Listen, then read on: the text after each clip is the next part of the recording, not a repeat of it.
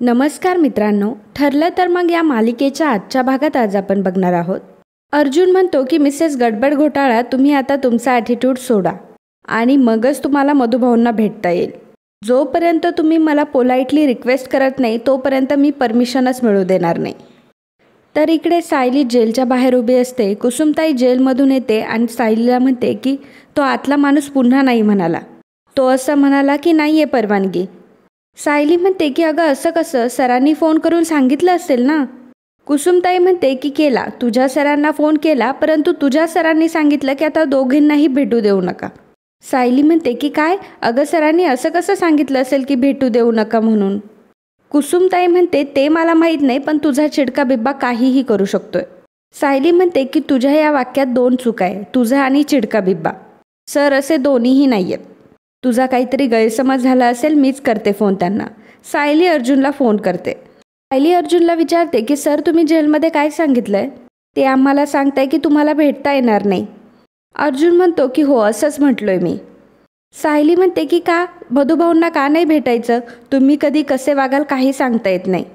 अर्जुन म्हणतो की same here, तुम्ही कधी कशा वागता याचासुद्धा अंदाज बांधता येत नाही.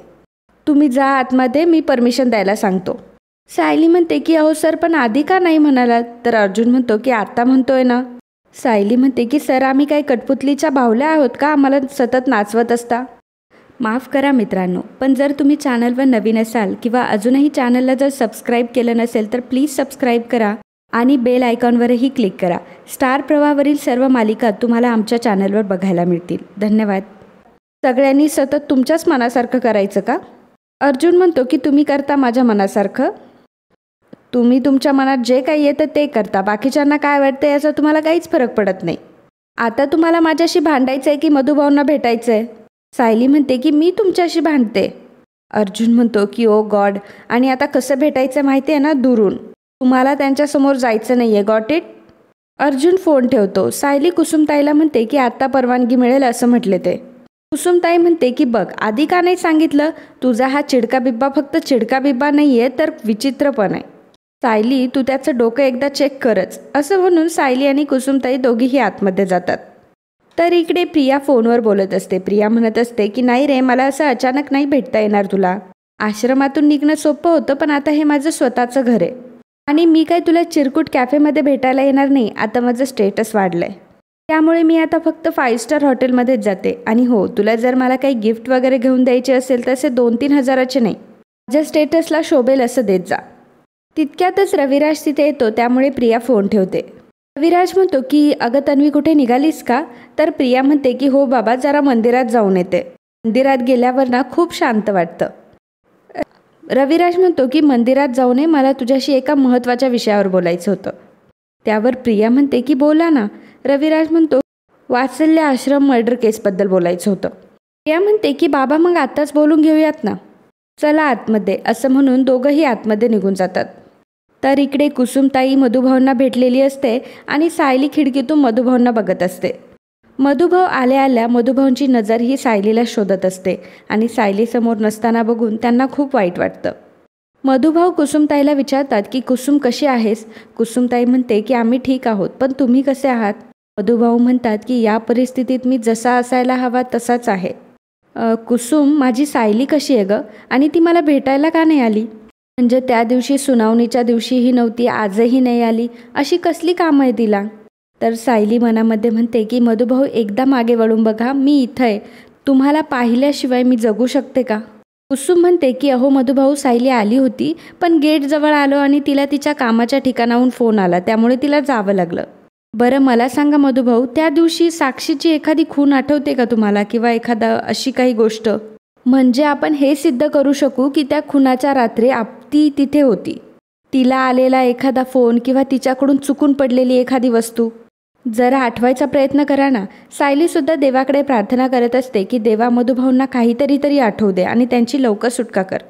मधुभाऊ आठवण्याचा प्रयत्न करतात, परंतु म्हणतात की मला काहीच आठवत नाही गं कुसुम. बरं सांगू का, त्यावेळी मी खूप बेदारलेला होतो आणि माझ्यासमोर त्या साक्षीने गोळी झाडली. असा एक माणूस मरून पडलेला आणि तोही आपल्या आश्रमात. मला सांग कुसुम, अशा या परिस्थितीत आणि मनस्थितीत कोणाला काय सुचणार आहे. मला फक्त एवढंच आठवते की मी खूप भ्यायलो होतो, मला खूपच भीती वाटत होती. तर इकडे प्रिया रविराजला म्हणत असते की बाबा बोला ना, तुम्हाला काय बोलायचं होतं केसबद्दल. तेवढ्यातच प्रियाला फोनही येत असतात. त्यामुळे रविराज म्हणतो की आधी फोन घे. तर प्रिया म्हणते की काही नाही, मैत्रिणीचा फोन होता, मंदिरात भेटल्यानंतर आम्हाला भेटायचं होतं ना म्हणून. तर प्रिया म्हणत असते की बाबा मला काय वाटतं, मला असं वाटतं की आता फॅशन डिझायनिंग करावं, कारण आश्रमात असताना कशी तरी 10वी-12वी करता आली आणि त्यानंतर काय काम करा, पैसे कमवा असं म्हणून मधुभाऊंनी तर आमचं जगणंच मुश्किल केलं होतं. पण बाबा आता मला फॅशन डिझायनिंगचा कोर्स करायला आवडेल. रविराज म्हणतो की मग अगं अडलंय कशात. प्रिया म्हणते अहो त्याच्यासाठी फीज भरावे लागतील ना. रविराज म्हणतो की अगं मग भरू की आपण फीज, किती आहे फी. प्रिया म्हणते की 20,000 रुपये. रविराज म्हणतो की फक्त, अगं मग भरूयात ना आपण एक काम करूया, तुझ्या नावाने एक अकाउंट मी बनवतो आणि त्यात पैसे टाकतो दर महिन्याला, त्यामुळे जसे तुला लागतील तसे घेत जा. प्रिया म्हणते की हो बाबा, जर तुम्हाला हे सोयीचं पडणार असेल तर तसंच करूयात आपण. प्रिया मनातच म्हणते की बंपर लॉटरी लागली, आता कुठेतरी हे किल्लेदार नावाचं झाड कुठेतरी बहरायला लागलंय. तर इकडे अर्जुन विचार करत असतो की मिसेस सायली कधीच बेजबाबदारपणे वागत नाही, पण आज त्यांनी टू मच केलंय. चैतन्य येतो आणि केसबद्दल बोलत असतो, परंतु अर्जुनचं लक्ष नसतं. त्यामुळे चैतन्य विचारतो की कुठे हरवलायस, आजपर्यंत मी तुला कुठल्याच केसचं एवढं टेन्शन घेताना बघितलं नाही. अर्जुन म्हणतो की मर्डर केसपेक्षा मला घरातलंच जास्त टेन्शन आलंय. आज कोणालाही न सांगता मिसेस सायली घराबाहेर पडल्या. खूप जास्त पॅनिक झालो होतो आणि नंतर मला कळलं की त्या कुसुमताईसोबत आहेत. चैतन्य म्हणतो की नक्कीच तू काहीतरी म्हटलं असशील म्हणूनच ती घर सोडून गेली. अर्जुन म्हणतो की तू माझा मित्र आहेस की त्यांचा, आणि तू एवढं शुअरली कसं काय सांगू शकतो की मीच त्यांना काहीतरी बोललं असेल. चैतन्य म्हणतो की मग नाही बोलला आहेस का. अर्जुन म्हणतो की हां आमचं थोडंसं झालं होतं. चैतन्य म्हणतो की वाटलंच होतं मला, फार काही बोलला नसशील पण जे हर्ट करशील ना तेच बोलला असशील. तुला कोणी सांगितलंय का अर्जुन, जेव्हा तू रागात बोलतो ना तेव्हा धाड धाड धाड गोळी सुटल्यासारखं बोलतोस आणि समोरचा माणूस पूर्णपणे जखमी होतो, आणि वरून तू म्हणतो की हां मी तर काही केलंच नाही आहे. बरं ते ठीक आहे, पण मला सांग कशावरून वाद झालाय. आणि मग अर्जुन रात्री घडलेला सगळा प्रकार चैतन्याला सांगतो. चैतन्य म्हणतो की अरे अर्जुन काय माणूस आहे रे तू, ती मुलगी तुझ्यासाठी ह्या घरात राहतीये, तू तर तुझ्या घरामध्ये एकदम कम्फर्टेबल आहे, आणि ती मुलगी तुझ्या घरात येऊन तुझ्या खोट्या लग्नाचा स्ट्रेस घेऊन राहतीये, आणि वरून तू तिला असं बोलतोयस. अर्जुन म्हणतो की मग काय असं घर सोडून निघून जायचं. चैतन्य म्हणतो की अच्छा म्हणजे तिची चूक आहे तर. अर्जुन म्हणतो की ऑब्वियसली. चैतन्य म्हणतो की अरे किती इगो आहे रे तुला, तुझी चूक झाली तर मान्य तरी कर. अर्जुन म्हणतो की इगो आणि मला इगो आहे. फॉर युअर काइंड इन्फॉर्मेशन, मला इगो अजिबात नाही आहे. मी त्यांना केसबद्दल डिस्कस करत होतो, त्यात त्या हर्ट झाल्या, त्यात माझी चूक नाही आहे. अर्जुन चैतन्याला बाहेर काढून देतो. तर इकडे रविराज प्रियाला विचारतो की मला सांग तन्वी, हा विलास कोण होता गं. प्रियाला ठसकाच लागतो. ती म्हणते की नाही बाबा, मला जरी तो विषय काढला ना तरी तो खून माझ्या डोळ्यासमोर येतो. तर रविराज म्हणतो की हे बघ, मी असताना तुला घाबरायची काहीही गरज नाही आहे. मी तुला बाहेर जे म्हटलं ना मला महत्त्वाचं बोलायचं आहे ते याबद्दलच बोलायचं होतं. मला ह्या विलासचे डिटेल्स हवे, म्हणजे तो कोण होता, आश्रमात कशाला आला होता. प्रिया म्हणते की मीच त्यांना आश्रमात घेऊन आले होते, मला ते रस्त्यात भेटले होते, गरजू होते म्हणून मी त्यांना आश्रमात घेऊन आले. रविराज म्हणतो की त्याला मुलगा आहे, कुठं असतो तो. प्रिया म्हणते की नाही मला ते नाही माहीत. रविराज म्हणतो की ठीक आहे, म्हणजे आता मलाच विलासची काहीतरी माहिती काढावी लागेल. प्रिया विचारते की पण बाबा तुम्हाला विलास काकांची माहिती का हवी आहे. रविराज म्हणतो की कारण अर्जुनची पुढची स्टेप तीच असणार आहे. तो विलासचं बॅकग्राऊंड चेक करेल आणि असं सांगेल की मधुकर पाटलांनी त्यांच्या सेल्फ डिफेन्स म्हणून विलासवर गोळी चालवली. प्रिया म्हणते की सेल्फ डिफेन्समध्ये नाही चालवलं बाबा, मी साक्ष दिली आहे ना कोर्टात. रविराज म्हणतो की ही तुझी साक्ष झाली बाळा, पण अर्जुन हा खूप हुशार आहे. तो तुला उलटसुलट प्रश्न विचारेल आणि असं सांगेल की तुझ्याच वागण्यातून काहीतरी चूक झाली आहे. प्रिया मनात म्हणते की ह्या पैशाच्या झाडाखाली ऊन खूप आहे, पैसे गोळा करता करता मी तापून नको निघायला. रविराज प्रियाला म्हणत असतो की पण तन्वी, तू जे काही सांगितले त्यावर तू ठाम राहा, आणि कितीही उलटसुलट प्रश्न जरी विचारले तरी तू तुझ्या बोलण्यावर ठाम राहा. इकडे सगळेजण जेवायला बसलेले असतात तेव्हा अस्मिता म्हणते की पूर्णा आजी, आज जेलमध्ये काहीतरी समारंभ असणार आणि अर्जुनची बायको तिथेच रमली असणार, आणि मला तर असं वाटतंय की आता जेलमधली दाल रोटी खाऊनच ती येणार. तर प्रताप म्हणतो की जर ती परत आली नाही तेच बरं होईल. कल्पना म्हणते की अर्जुन सायली मधुभाऊंना भेटून कुसुमताईंकडेच गेली असेल, तू कुसुमताईंना फोन करून बघ ना. तर अस्मिता म्हणते की हो करा फोन करा, स्वतःहून फोन करण्याची तर अक्कल नाही आहे तिच्यात. शेवटी तर आपल्यालाच गरज आहे ना, 10 वेळा फोन करून विचारा. इतक्यातच सायली तिथे येते. कल्पना सायलीला विचारते की सायली, तू काही खाऊन आली आहेस का?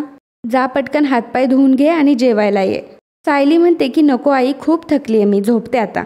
तर कल्पना म्हणते की हे बघ सायली, उपाशी अजिबात झोपायचं नाही हां. सायली तिथून आतमध्ये निघून जाते. अर्जुन लगेच ताटावरून उठतो. पूर्णा आजी म्हणते की अर्जुन खाली बस. बायको चालली आहे म्हटल्यावर लगेच ताटावरून उठून जाऊ नकोस. आधी ताटातलं संपवायचं आणि मग उठायचं. अर्जुन खाली बसतो आणि खूप फास्ट जेवायला लागतो. त्यावर कल्पना म्हणते की अरे अर्जुन जरा हळू. आणि अर्जुन तडक तिथून निघून जातो. आणि मित्रांनो, आजचा हा भाग इथेच संपतो. पुढील भागात आपल्याला पाहायला मिळणार आहे अर्जुन म्हणतो की मी. सायली म्हणते की मग तुम्ही जेलमध्ये का सांगितलं की मधुभाऊंना भेटू द्यायचं नाही म्हणून? अर्जुन म्हणतो की तुम्ही मला न सांगता गेला, मग मी काय गप्प बसणार होतो? सायली म्हणते की म्हणजे मी तुम्हाला न सांगता गेले म्हणून तुम्ही मला शिक्षा दिली. आज तर खरा इगो आहे तुमचा. अर्जुन म्हणतो की माझा इगो? हा माझा इगो अजिबात नाहीये. सायली म्हणते की इगो नाही तर काय हा? आधी स्वतः फोन करून सांगायचं की भेटू द्यायचं नाही. मग मला फोनवर 4 शब्द ऐकवायचे, मग सांगायचं की आता हिला भेटू द्या. हा इगो नाही तर काय? अर्जुन म्हणतो की मी तुम्हाला अजिबात अँसरेबल नाहीये आणि तुम्ही माझी बायको पण नाही. ओके. सायली म्हणते की झालं, आली गाडी मूळ रुळावर. तर मित्रांनो, असेच ठरलं तर मग या मालिकेचे अपकमिंग एपिसोड बघण्यासाठी आत्ताच आपल्या चॅनलला सबस्क्राईब करा. तर मित्रांनो, कालच्या भागामध्ये अजय वागचौरे यांनी व्हिडिओला कमेंट करून खूप चांगला प्रतिसाद दिल्याबद्दल धन्यवाद.